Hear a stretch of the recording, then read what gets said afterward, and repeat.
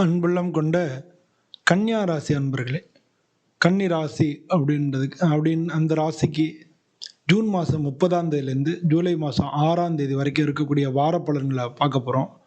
உங்களுக்கு வேலையிலையோ தொழில்லையோ இது வரைக்கும் லேட் ஆகிட்டே இருந்த விஷயங்களுக்கு இப்போ கொஞ்சம் முன்னேறும். கொஞ்சம் அதில் ப்ராசஸ் ஆரம்பிக்கும். புதிய வாய்ப்புகள் உங்களுக்கு நிச்சயமாக கை கொடுக்கும்.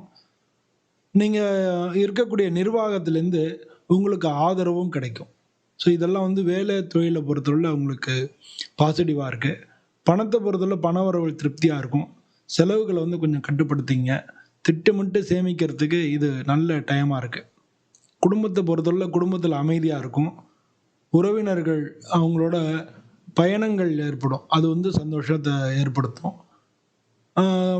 நீங்கள் யாருக்கான திருமண பேச்சுக்கள் நடத்துகிறதா இருந்தால் அது நல்லபடியாக நடைபெறும். உடம்பு ஆரோக்கியத்தில் முன்னேற்றமாக இருக்கும். முன்னால் ரொம்ப சோர்வாக இருந்ததெல்லாம் இப்போ இருக்காது. மன நிறைவாக இருக்கும்.